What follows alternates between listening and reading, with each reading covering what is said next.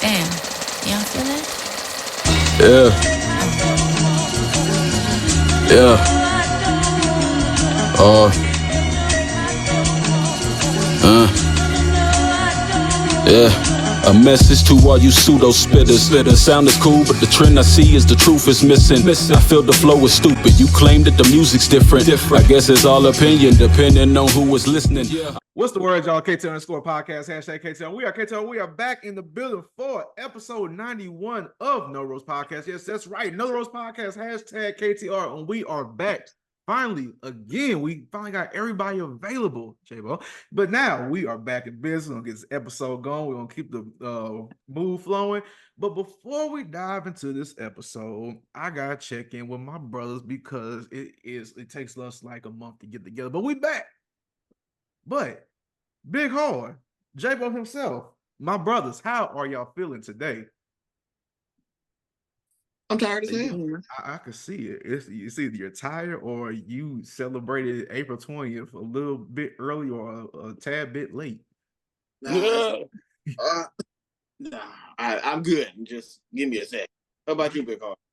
Oh man, I'm living life like it's golden and such, Living life like it's golden. That is correct. But before we go into this episode, before checking the brothers, before we get going, before J-Bo falls asleep on this new episode, y'all gotta do one something for us, and that is to follow us on all social media platforms, KTR underscore podcast, Twitter, Instagram, and TikTok, No Roast Podcast, Facebook, YouTube, No Roast Podcast on all podcast platforms, Google Podcast, Spotify, Anchor, Apple Podcast, Podbean, everything. And don't forget to get that merch at ProWrestlingTees.com/KTR podcast. Let's get into the show. I need to actually change that whole slogan because there's no more Twitter. It's called X.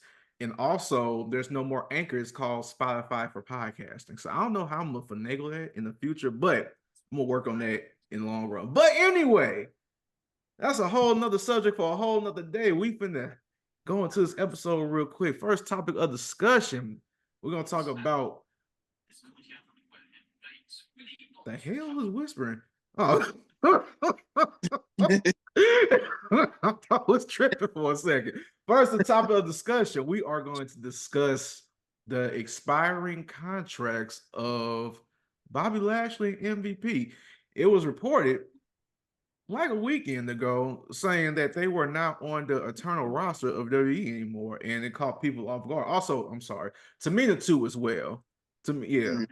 But to me, not Tamina. I'm sorry, I'm thinking about the one girl singing that song. Yeah, Tamia's not on their roster too. So Tamia, MVP, and Bobby Lashley, they were all not listed on the WWE roster, and we thought they were still there because, especially Lashley, because he's been active with his whole group with the Street Profits and B Fab.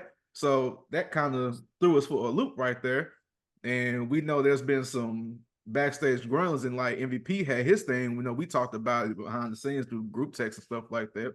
To me, she just been, just chilling back lately. We haven't really heard much from her. But like, how do you feel about the rumors that are spreading around these three individuals concerning their contract and their future with WWE? J-Bo, go ahead so you can stay awake. Well, I actually have a different opinion on each one of them. So with Tamina, Tamina kind of been done for a while. So the fact that, now her profile is off the official WWE roster, great. She had the career that she was able to provide. She came in here and there, but yeah, I'm not surprised by this at all. In fact, I think it's a lot later than I expected it to be official. With MVP, that one is somewhat of a disappointment, not wrestler wise, but more of a manager wise. I know when they threw him with Omos, that was sort of like a here's a new talent, you can try to push him to the moon, which went absolutely nowhere.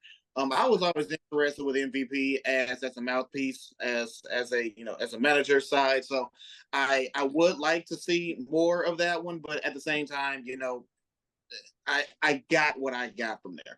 But with Bobby Lashley, he's still in great shape, honestly, for his career. But if you think about it, number one, he's 48, so he's already up there in age. Number two, he's already done a lot in the WWE, more than most African American wrestlers that come into the WWE. He's a two-time WWE champion, United States champion, Intercontinental champion, ECW champion, if you want to consider that as well. And then that just in WWE. He went over to TNA and dominated over there. Before he even left for TNA, he was United States champion over there. I mean, he's done so much in his career that there's really nothing else for him to prove. So if this is where he say, hey, I'm done, great. I just hope he doesn't go to AEW. He don't need to.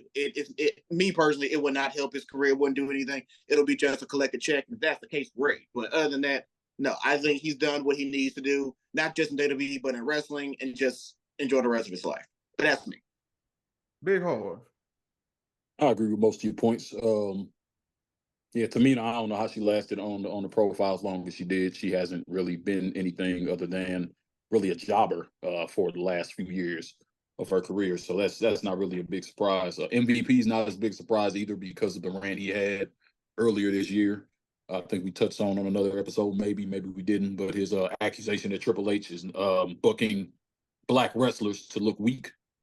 And depending on how you look at it, he has a point, he doesn't have points. Just the way that he went about it probably wasn't the best for what the company's trying to do here now and in the future.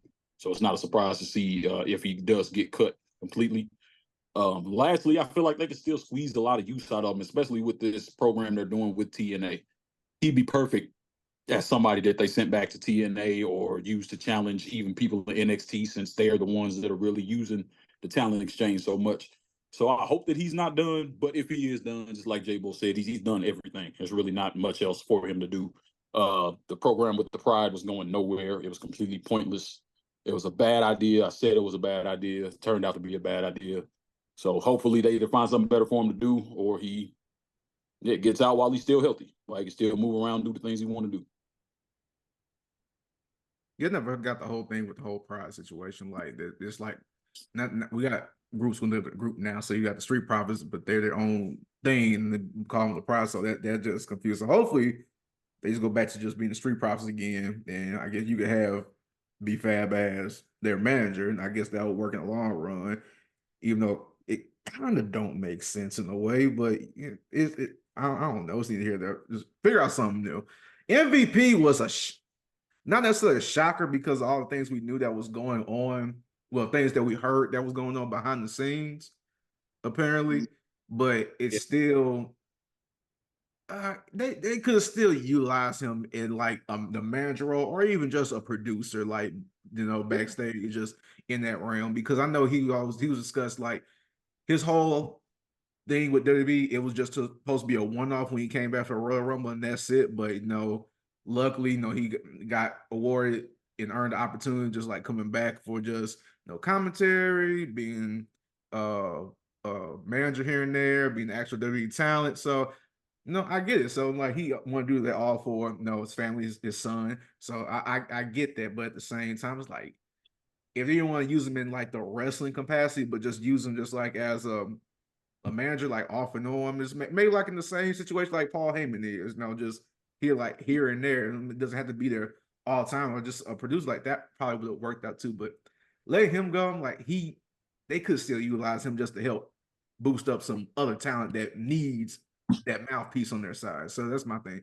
And to me, it's with her, it's like, It just ain't no company that you can name where you could call your white boss racist and then you still have a job there. That's fair. That's complete. In a public space. You know what I'm saying? That's understandable. So that's all that's why I can see why they wouldn't want to use them in another capacity. MVP is very okay. valuable. Well, I could see why it hurts though that he's not staying. I'm gonna say that because I really don't want to go to AEW. He doesn't fit them. Like, that's not it. Especially if you're dealing with racism. That's not the place for him at all. That's not the place for him at all. That needs to stop being the norm. Is for them to leave WWE and then go to AEW, because it's not working out. Right. It's not working out for most people that jump ship. So that's my thing. So we hope for the best. Hopefully they don't jump ship to AEW because they don't need to be there. Lastly, I hope if it ain't WWE, just retire. That's my opinion. Like, just either it's WWE or nothing, in my opinion. TNA maybe, but I don't really see a need for him like to go down there and dominate the talent, because that's what it would be. A person like a wrestler of his caliber, how he's been displayed lately, I don't think that would be a good look for, if he was wrestling people on the NXT brand. It just doesn't fit, in my opinion. But other than that, no, we hope for the best, and we'll see what's next to come. And since we're talking about AEW real quick, we'll talk about Maxwell J. Friedman, MJF. He brought out a new belt.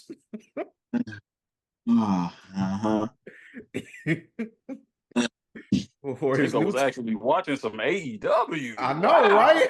I clicked. I was like, "What's going on?" Wow. And I was like, "What is this?" And, yeah, what y'all think about that new belt design that he got? Oh my goodness, it's pretty American, ain't it? American. Yeah. Oh my goodness! You know what? I was honestly expecting him to to Burberry out the belt. That's what I was expecting. but it's, I don't know. I don't like it. My personal disdain with the belt is that it has not had a personality in the last 3 years it's been around. It started off as the All Atlantic Championship, of which I actually like that name. It was different. No one else like that. It stood out. And then they went over to the AEW International Championship. Okay, fine. Okay, we can work with that. Still somewhat generic, but okay. And now we got the American Championship. This is just AEW's title. MJF is definitely going to bring prestige to the belt if there was any to it, because I never really cared about that belt before now. So there's that goodness of it, but I do not, honestly, I really just don't like how they switched it. They should have just kept it as an All-Atlantic Championship and did the same thing that they're doing with MJF now and put that same type of focus and energy on it, but with the same name, with the same uniqueness. Otherwise, it's just, to me, it's just a upper mid-card title now. All Atlantic was by far the best name they could have had for their title. Easily. By far. They conform, which is what's causing, to me, AEW's their big problem, and the biggest part of their downfall is that they're conforming, and they're going more to what the normalcy of wrestling is.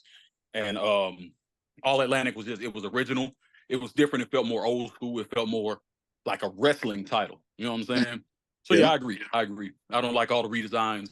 I hate non-traditional championship designs, because I feel like the championship shouldn't be a joke. It shouldn't be a prop. It should be the prize. You know what I'm saying? So I've never really liked those. That's just me personally. I don't like it. That's it. you just did too much with just the leather belt part. That's it. Like all that. No, that's a little too, like propish.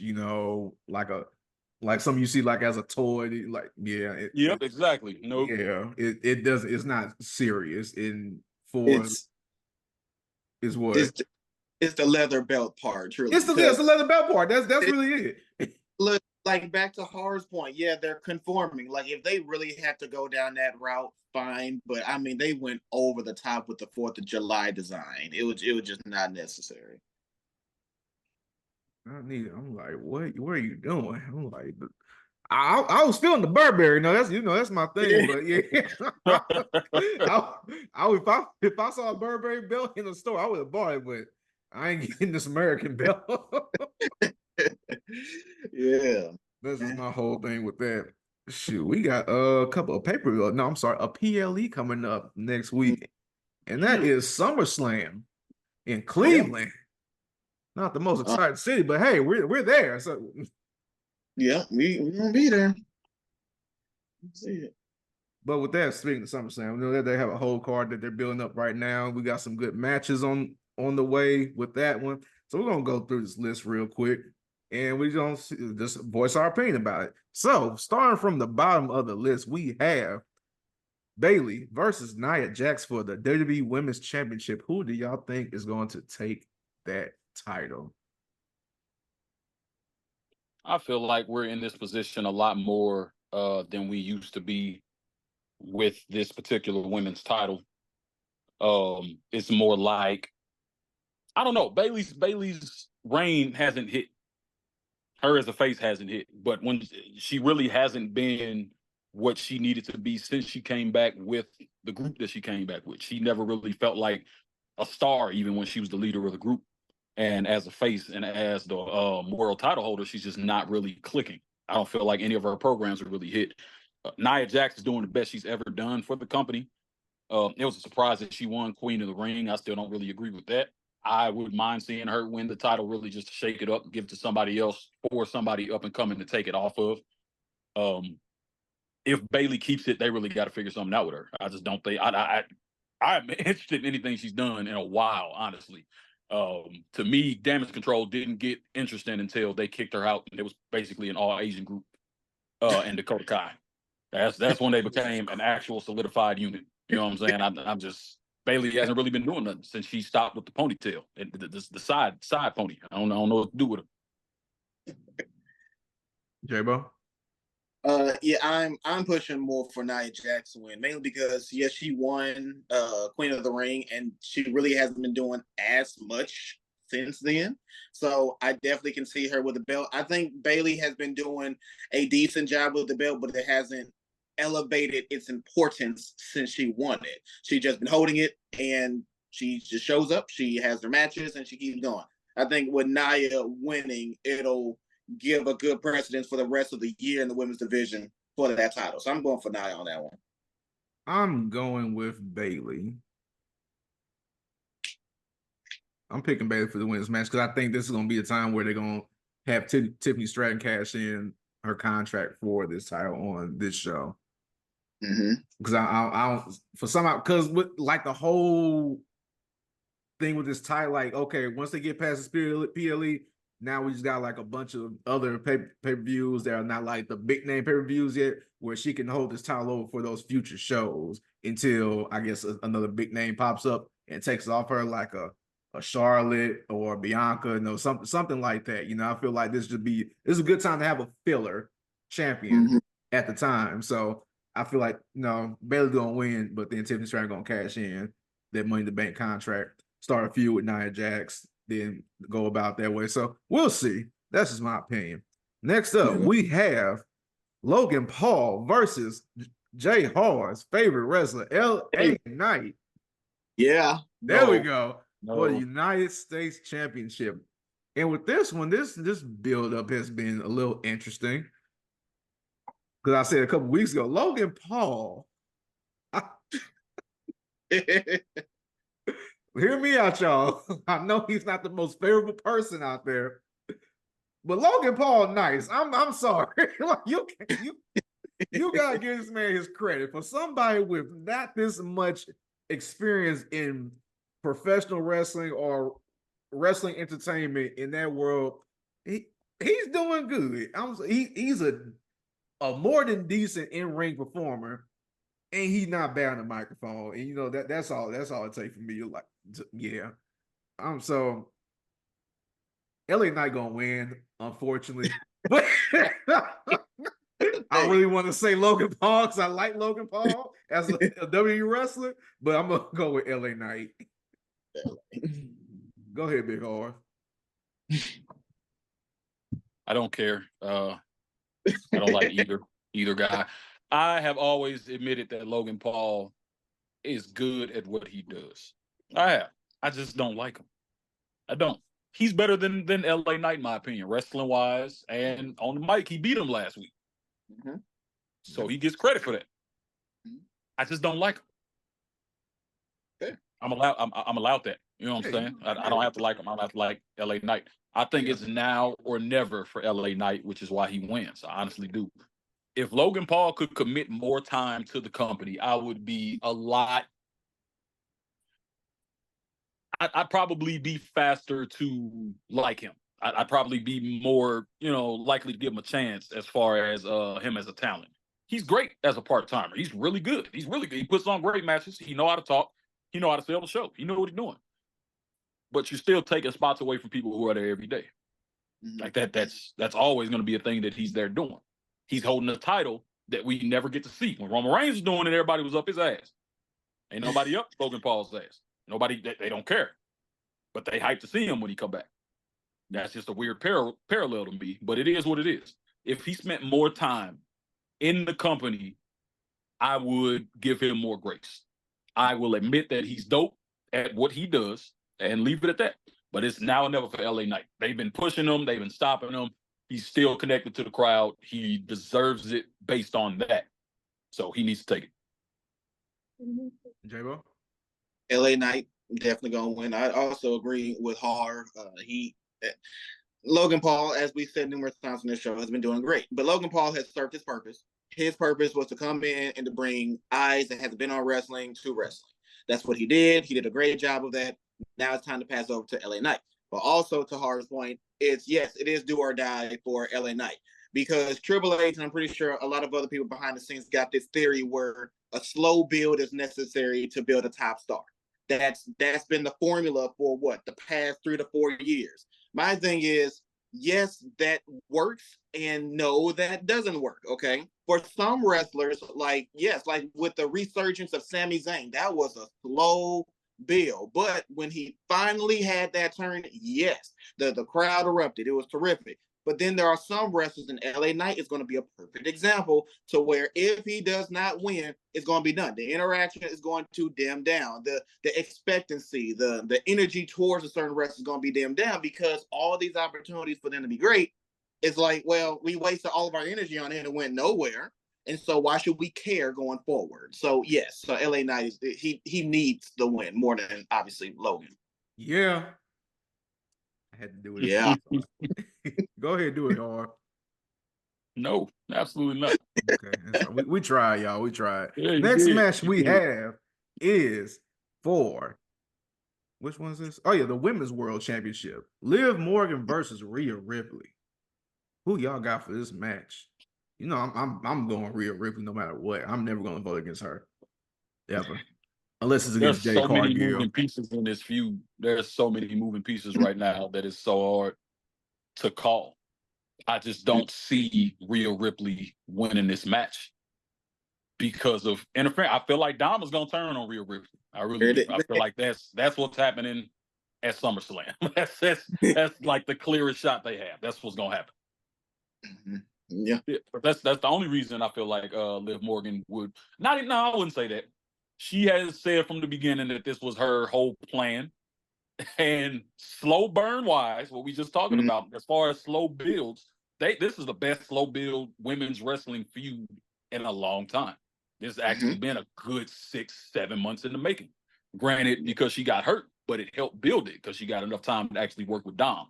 So it has a lot of different moving pieces. You got Finn Balor, who keeps stirring the pot in very, very small, subtle ways. So I just don't see Rhea overcoming Nas this time. This is gonna be what fully turns her face, probably pulls her apart from the group. And Liv Morgan and Dom gonna move forward together. And so that means Rey Mysterio's son gonna be out Judgment Day then too. Probably. Yeah. Or Judgment Day are gonna stay together. Rhea's gonna be out of Judgment Day, and I think Damian Priest is probably gonna leave with her. Because he's been butting heads with Finn Balor a lot. Finn Balor's a lot more accepting of Carlito, Liv Morgan, anybody else that comes around want to get buddy with the group. So I think they're gonna cut Damian Priest. Okay. You speak on J-Bo? Harv already took my sentiments, but the only thing I'll say is Rhea will win, just not at SummerSlam. Rhea will win at SummerSlam. At SummerSlam, especially with this type of build, as Harv already hit on all the points, yes, this is a perfect opportunity for Dom to turn and finally go with Liv. However, knowing how I feel what they're going with Liv is eventually going to turn on Dom, and now everybody is separate. So then that'll open up the door for Rhea to finally get her rematch, as Harv mentioned, as a face and to win the belt back. So Liv is winning at SummerSlam, but Rhea will win later on. Y'all tripping. Rhea gonna win at SummerSlam. All right, moving on to the next topic on this one. Let's win by DQ. DQ, yeah. Win, there you go. All right, cool. We're gonna stay in the Judgment Day business. We're gonna talk about Damian Priest versus Gunther for the World Heavyweight title. Oh, this is same thing. No, I have to say this. No, I have a feeling Damian's gonna come out with that belt I He have, is. They're trying to build him as a strong champion. they are. I don't like how the majority of his match, I'm not talking about the one he had with Braun, but the majority of his championship matches, he won with some type of interference. But, and we'll talk about Cody, but I've been more interested in Damian Priest as world champion than Cody as champion, just because of the scenario that Damian Priest has been in.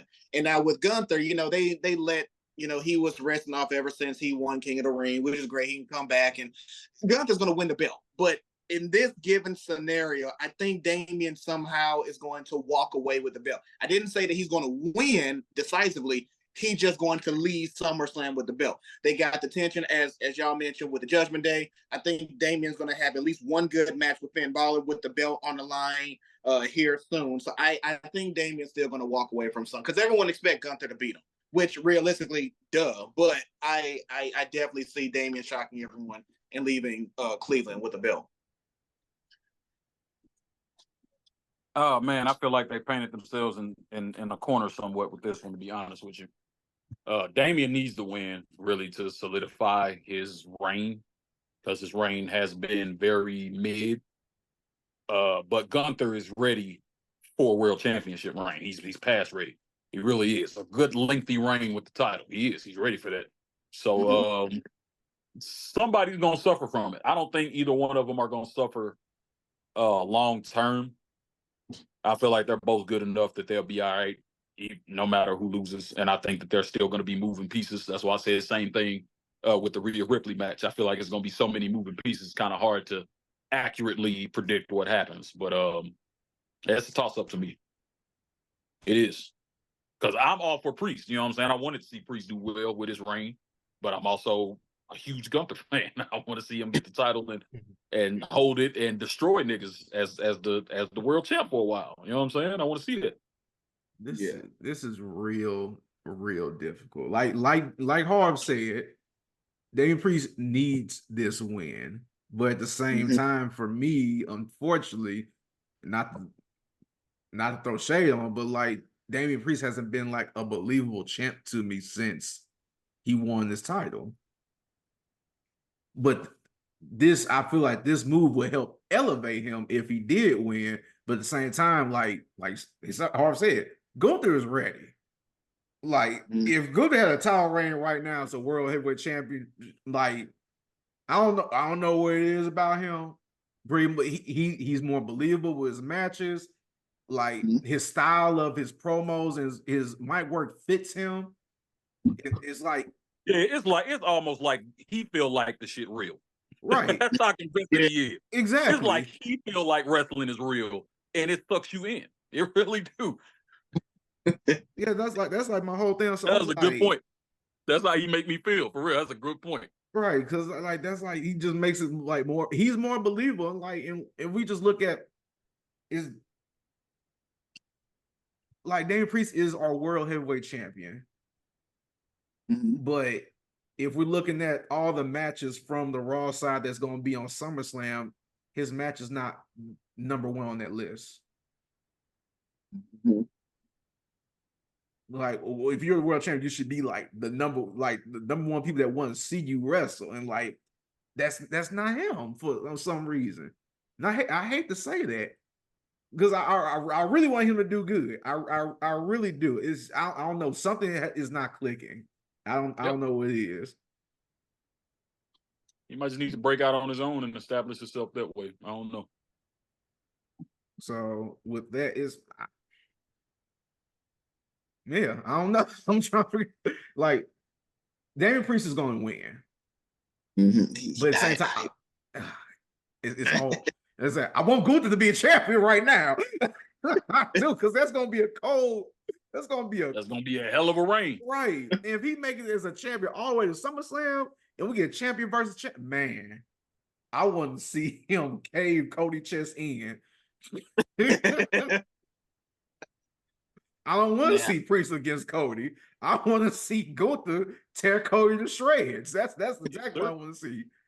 I think we all can say that we want Gunther to win, but Damian Priest has plot on his side, so that's something to look out for.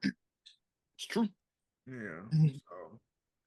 So since we got that on, since we're talking about Cody Rhodes, let's go about his match. For the undisputed, I feel like they need to take the word undisputed off of this. They do, because And there's just two call the goddamn W world titles. There's two. It can't be undisputed. Just call the WWE Championship. I understand you beat Roman Reigns for both his belts that got combined into one, but let's just call the WWE Championship at the end of the day. But Cody Rhodes versus Solo Sikoa for the undisputed WWE title.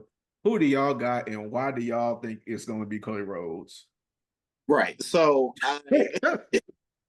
I do not care for this match at all. I really do not. And the only reason why is that Solo has not entertained me as a replacement at the interim tribal chief.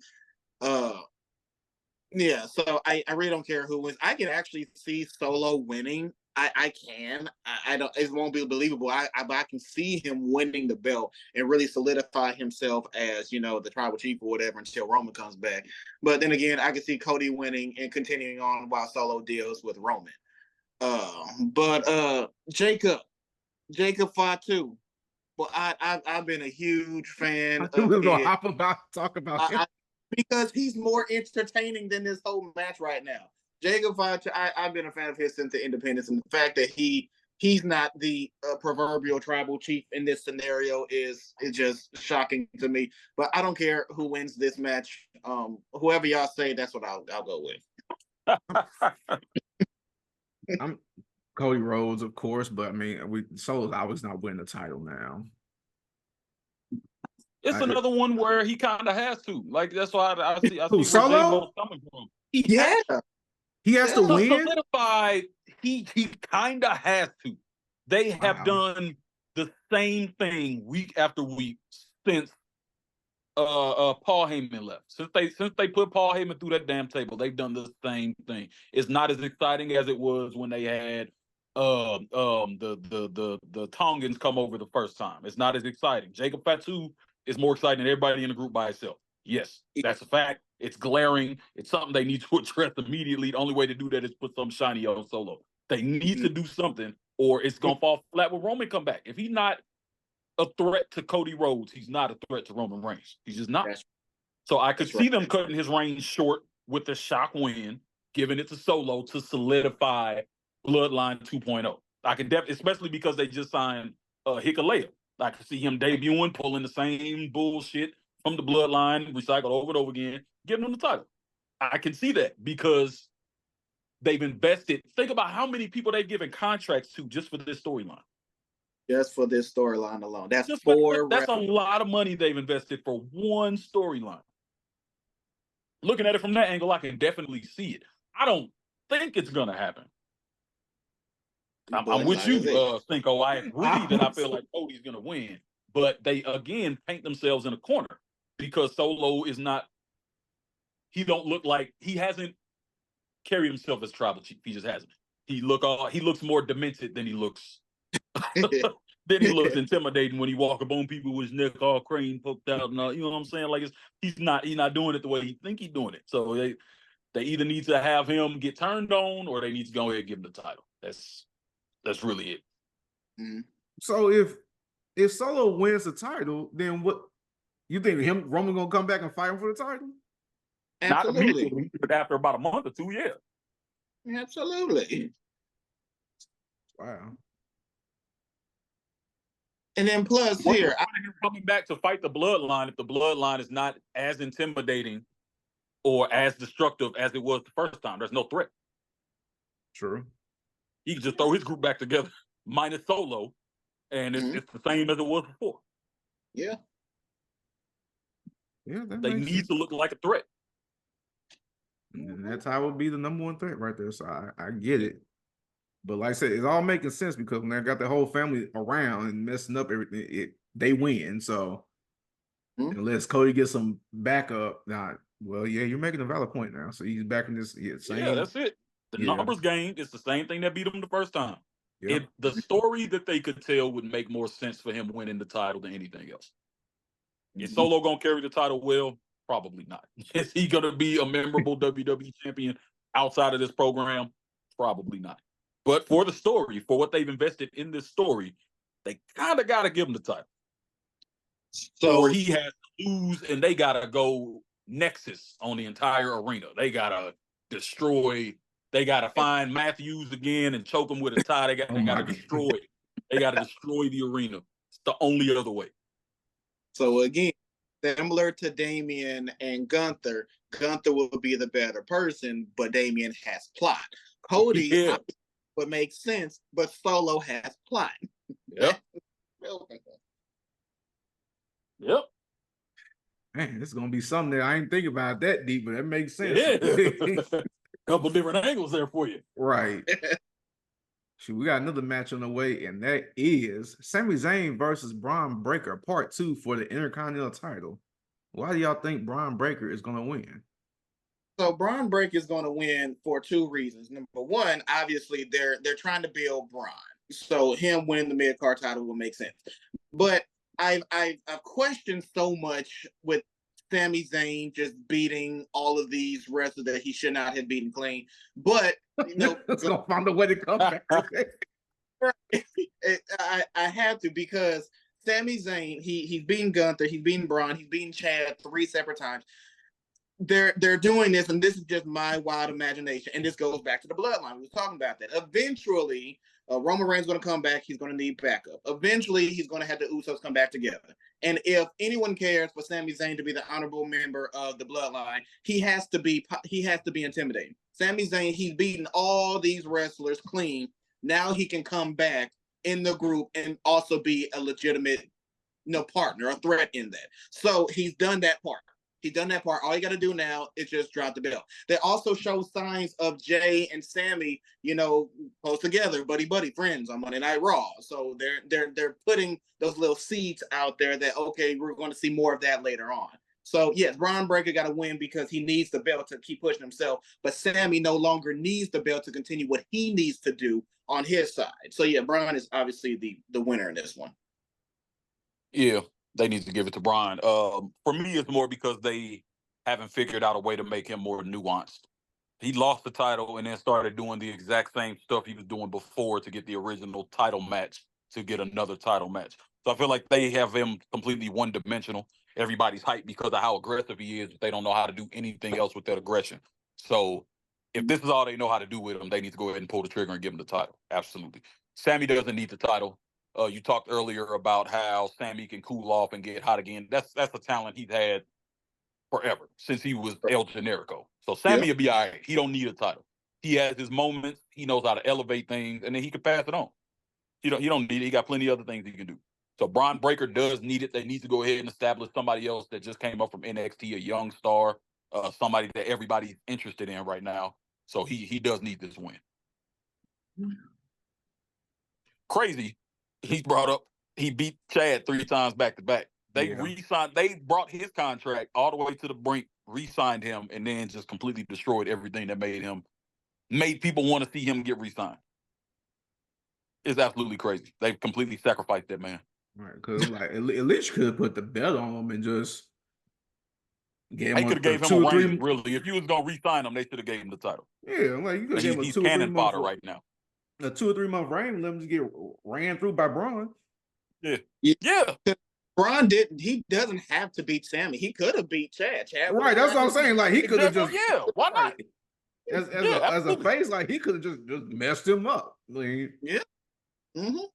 And then Chad will still be strong. He can still go on. He can go on the hunt. He can go to the next brand and go for the title. He's with the what the brother's name? The Creed brothers. Yeah, the Creed brothers. But that hasn't even been interesting because of how they did it. They did it wrong. That's what I'm upset about, how they did Chad. As soon as they made Chad, I've been clamoring for Chad to be interesting for a while. They made Chad interesting. They had 2 people that they really should have used to feud with Otis and them. Is really how they should have introduced them. And instead, they're going to be used to feed the Wyatt Six. I love the Wyatt Six, but that's not the way. That's not the way. That's not it. They ain't doing it right. Y'all ain't doing it right. That's all. Yeah, so with that, I got Braun too. They got the coldest camera angle when he was set to spear somebody outside the ring. So can't wait to see that. Last but not least, the match that everybody wants to see, I think. Well, not me, because I'm not a big fan. But That's only because of one person. We got Drew McIntyre versus CM Punk with Seth Rollins as the special guest referee. What do y'all feel about this match and how badly it was going to perform on one person's side? Just being I agree. I don't know if Drew ready to take on Punk, man. Oh Not my the best God. So since you brought it up, you know what I'm saying? I hope he ready. I hope he ready for that Kimura lock. You know. But nah, for real, it's gonna be the most sink or swim match of the night. It's either gonna hit or it's not. it's no middle ground, honestly. It ain't no, they either gotta deliver or scrap it. That's it. Because they're just gonna be CM Punk's first match, like officially. Yeah. First Yeah. televised match. Yeah.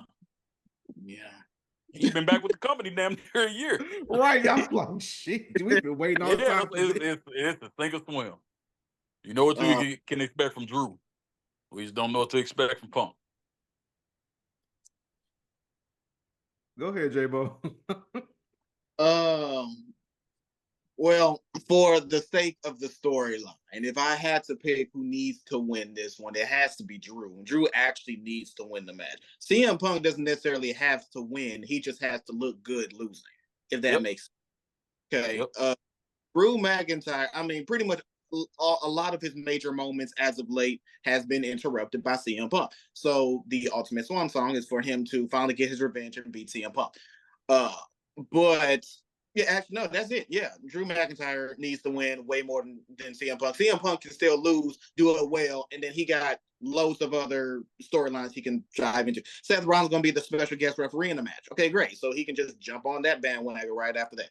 So yeah, Drew McIntyre needs to win. Yep, Drew needs to win more than Punk. It's the Seth Rollins at the toss up. He is. That's really it. Yeah. I'm going with Drew on this match. It makes the most sense. I just don't see CM Punk in any way, shape, or form competing in this match at all. It has to have the vibes of like Brock Lesnar versus John Cena at SummerSlam. I want to see CM Punk get beat down that bad because it makes the most sense to me, in my opinion. It makes the most sense, but you know they ain't gonna let him get his ass beat like that. Right. He's gonna be scrappy. I'm just hoping that he looks better. And we've had this argument. I don't think he looked as bad as J-Bo said he looked in AEW. J-Bo was completely disillusioned by that man at that point. But I don't think he's working an older style. He's an older person. He has to be more protective. He can't hit the shit that he was hitting before. So I'm hoping to see that he can do a little bit more now, more mobile. He can up his arsenal a little bit. We're just gonna have to see. I just don't want it to be sloppy. If it's not sloppy, I'll be happy. I'm afraid that he's gonna be sloppy. He's gonna have some fatigue, some ring rust. That's what I'm more worried about. But see, that's going to be his Achilles because right now he has a Gable Stevenson effect to where he's been gone for so long. We've been expecting this match to finally happen. And like you mentioned, he's older. He has an older style. So he's already going to be protective. He's not going to be doing as much as he used to, but he has to be 9 out of 10, 10 out of 10 in this match for it to pay off for the rest of his career that he has in the WWE. So there's going to be more expectation out of him in this match that honestly that I feel is fair, but no, that's something CM Punk still has to deal with going into this match. There's a lot riding on this one match. Only thing I disagree with is nobody has the Gable Stevenson effect except Gable Stevenson. Oh my God. All right. Hey, he ruined Gable and Gable for me. You know I was looking forward for that. Shut up. Right. I told y'all Gable Gable Stevenson was not going to be anything, man. Gable and Gable. It was supposed to happen. That's supposed to happen. Did I miss any matches from SummerSlam? Well, that sounds like the full card to me. I think that's it. Yeah. All right. Yeah, So that's far. it. Yep, and that is all. Thank y'all for tuning in. Thank y'all for watching. Thank y'all for listening. Thank y'all for supporting Know the Ropes Podcast. We appreciate y'all. We love y'all. Thank y'all for everything. Because like I said, it ain't for y'all, it'll be no us. But until then, sign off from episode 91. This is Know the Ropes Podcast, #KTR. But before we sign off, y'all got to do one favor for us, and that is to Follow us on all social media platforms, KTR_podcast, Twitter, Instagram, and TikTok, No Rose Podcast, Facebook, YouTube, No Rose Podcast, all podcast platforms, Google Podcast, Spotify, Anchor, Apple Podcast, Podbean, with everything. And don't forget to get that merch at ProWrestlingTees.com/KTR Podcast. Let's go and get off this show. This is episode 91, No Rose Podcast, hashtag KTR, and we are out. What should they do? Damn. You have 5 words. You can't. What should they do all day? Bump them numbers, man. That don't compute in my mind. I must be out of mind. Black fist high, rally up before we out of time.